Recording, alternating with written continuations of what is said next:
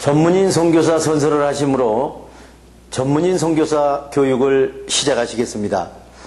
우리는 하나님을 창조주로 예수 그리스도를 구원해주로 성령님을 마음과 생각과 행동을 주관하시는 주로 성삼위일체 주 예수 그리스도로 섬기며 하나님의 영감을 받아 기록된 성경을 하나님의 뜻과 하나님의 말씀으로 믿고 그 계명을 성실하게 지키고 이행하며 자랑스러운 전문인 선교사의 신분으로 살아갈 것을 다짐한다. 우리는 모든 교파와 교회들의 차이를 인정하고 주 예수 그리스도를 섬기는 모든 사람은 그리스도께 쓰임받는 지체로 여기며 영적인 눈으로 마음의 평강을 보고 영적인 귀로 참 생각을 듣고 몸으로 의의 행동을 이루어 하나님께 영광을 돌리며 죽은 자 가운데서 살아나는 진리의 복음을 땅끝까지 전할 것을 다짐한다. 우리는 주님으로부터 부름을 받고 교육을 받은 후 전문인 선교사 사명을 위해서 세상으로 보냄을 받은 사명자로서 각자의 십자가를 스스로 지고 세상에 어렵고 힘들고 소외된 이들을 찾아 전문인 선교를 통하여 일자리를 창출해주고 그들과 함께 세상의 빛과 소금이 되어 모든 민족 앞에 하나님의 대리대사 직무를 수행한다. 안녕하십니까, 정양호 목사입니다. 오늘은 마음의 요한복음을 심으라는 주제로 요한복음 6장 강해를 시작하시겠습니다. 5,000명을 먹이시다. 요한복음 6장 1절로 15절의 말씀입니다. 예수님께서 갈릴리 디베리아 바다 건너편으로 가셨는데 많은 군중들이 떼를 지어 예수님을 따라갔습니다. 군중들은 예수님께서 신성을 보여주기 위해서 전에 병자를 고쳐주신 기적을 본 사람들이었습니다. 예수님께서는 산등성이에 올라가서 제자들과 함께 자리를 잡고 앉으셨습니다. 마침 유대인들의 명절인 유월절이 얼마 남지 않은 때였습니다. 산등성이 이는 예수님을 따라온 군중들로 가득 찼습니다. 예수님께서 군중들을 둘러보시며 빌립에게 물으셨습니다. 빌립아, 저 많은 사람들을 먹일 수 있는 음식을 구할 수 있겠느냐? 이 말씀은 다만 빌립을 떠보시려고 하신 말씀일 뿐 예수님께서는 어떻게 하실 것을 이미 마음속에 작정하고 계셨던 것입니다. 빌립이 예수님께 이 많은 군중들을 다 먹이려면 200데나리온을 가지고도 떡을 다 모두 산다고 해도 부족할 것 같습니다 하였습니다. 그러자 제자들 중 하나이며 시몬 베드로의 동생 안드레가 여기에 있는 아이가 보리빵 5개와 물고기 2마리를 가지고 있으니 이렇게 많은 군중들에게 무슨 소용이 되겠습니까 하자 예수님께서 군중들을 모두 앉혀라 하셨습니다. 이곳은 산등성이에 풀밭이 있었는데 앉은 사람들이 남자만 약 5,000명이나 되었습니다. 그때 예수님께서는 손에 보리빵을 들고 감사 기도를 올리신 다음에 풀밭에 앉아있는 사람들이 배불리 먹도록 나누어 주시고 다시 손에 물고기를 드시고 감사 기도를 올리신 다음 사람들이 배불리 먹도록 나누어 주셨습니다. 사람들이 모두 배불리 먹고 나자 예수님께서는 제자들에게 조금도 버리지 말고 남은 음식은 다 모아드리라 하셨습니다. 그래서 보리빵 5덩이를 가지고 군중들이 먹고 남은 음식이 모두 12강주리에 가득 찼습니다. 예수님께서 신성을 보여주기 위하여 기적을 보이심으로 사람들은 이분이야말로 세상에 오시기로 된 애언자이시다 하고 저마다 말하였습니다. 예수님께서는 군중들이 자기를 억지로라도 모셔다 왕으로 삼으려 한다는 것을 알아채시고 혼자서 다른 곳으로 피해 나가셨습니다. 하나님의 생각으로 행동을 이루게 하기 위하여 예수님께서 오셨다.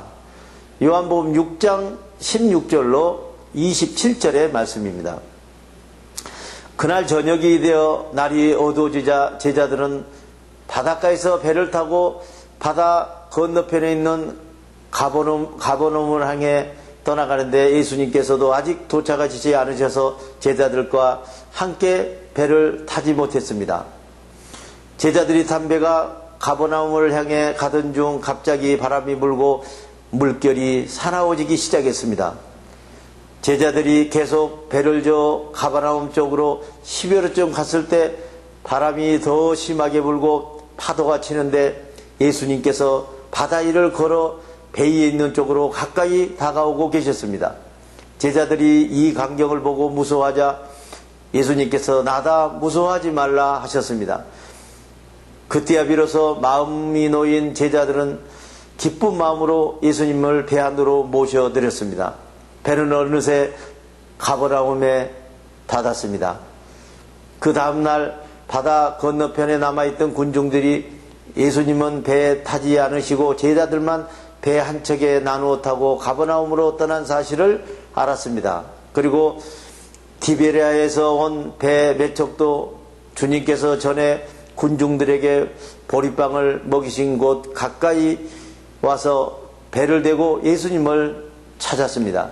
그러나 예수님과 제자들이 거기에 없는 것을 확인하고 그들도 예수님을 찾으러 가버나움을 향해 떠났습니다. 가버나움에 도착한 그들은 가버나움에서 예수님을 만나 선생님 언제 여기에 오셨습니까 하고 물었습니다. 예수님께서 그들에게 너희가 나를 찾아온 것은 신성을 보여주기 위해 행한 기적의 뜻을 깨닫기 위해 찾아온 것이 아니라 배불리 먹었던 보리빵 때문이다. 너희는 잠잘 자리와 썩어 없어질 보리빵을 얻으려고 일하지 말고 영원한 생명에 이르도록 남아있을 하나님의 평강과 생각을 양식으로 얻으려고 일하라. 이 생각의 양식은 하나님의 아들이 너희에게 줄 것이며 아버지 하나님께서 이 생각의 양식으로 너희들이 행동을 할 수 있도록 나를 보내신 것이다. 두려운 마음과 거짓 생각으로 죽은 행동을 하는 자, 요한복음 6장 28절로 40절의 말씀입니다. 내가 걱정스러운 것은 나의 평강을 보고도 지키지 않고 나의 생각을 듣고도 믿지 않는다는 것이다. 하지만 아버지께서 내게 보내주신 사람은 다 내게로 올 것이요 나에게 오는 사람은 내가 결코 버리지 않을 것이다. 나는 내 생각을 행동으로 이루려고 하늘에서 내려온 것이 아니라 나를 보내신 분의 생각을 이루려고 이 땅에 왔다. 내가 내게 주신 사람을 한 사람도 버리지 않을 것이며 두려운 마음과 거짓 생각으로 죽은 행동을 하며 사는 자들도 마지막 날의 평강과 참 생각으로 살아있는 생명의 행동을 하게 될 사람들도 있을 것이다. 아들의 생각을 듣고 그 생각을 믿고 행동하는 사람은 모두 영원한 생명을 얻게 하시는 것이 내 아버지의 뜻이다 하셨습니다. 하늘에서 내려온 생명의 빵, 요한복음 6장 41절로 51절의 말씀입니다. 예수님께서 자신의 생각을 하늘에서 내려온 참된 생명의 빵이라고 말씀하시자 유대인들은 붕괴하며 웅성거리기 시작하였습니다. 아니 저 사람은 요셉의 아들일 예수가 아닌가? 우리가 그 부모를 잘 알고 있는데 자기가 하늘에서 내려온 생명의 빵이라니 도대체 무슨 소리인가? 그때 예수님께서 내 빵을 비유로 하여 생각으로 행동하는 일을 설명하였는데도 깨닫지 못하면서 말을 트집잡고 시비하지 말라. 나를 보내신 아버지께서 이끌어 주시지 않으면 아무도 내게 올 수 없다. 아버지께서 이끌어주는 사람은 마지막 날에 평강과 생각으로 내가 다시 행동을 살릴 것이다. 성경에 기록된 것 같이 나를 믿고 마지막 날 살아난 사람은 하나님께 직접 가르침을 받게 될 것이다. 누구든지 아버지의 생각과 사람이 몸이 하나 되어 행동하는 진리를 배운 사람은 모두 나에게 올 것이다. 그렇다고 해서 누가 육신의 눈으로 아버지를 본 사람이 있다는 말은 아니다. 아버지를 본 자는 하나님께서 보내신 나뿐이기 때문이다. 내 생각을 받아서 믿고 행동하는 사람은 영원한 생명을 가지고 있다. 나는 생명을 주는 생각의 빵이다. 너희 조상들은 광야에서 만나를 먹어서도 결국 죽었다. 그러나 하늘에서 보내주시는 생명의 빵을 먹는 사람은 죽지 않는다.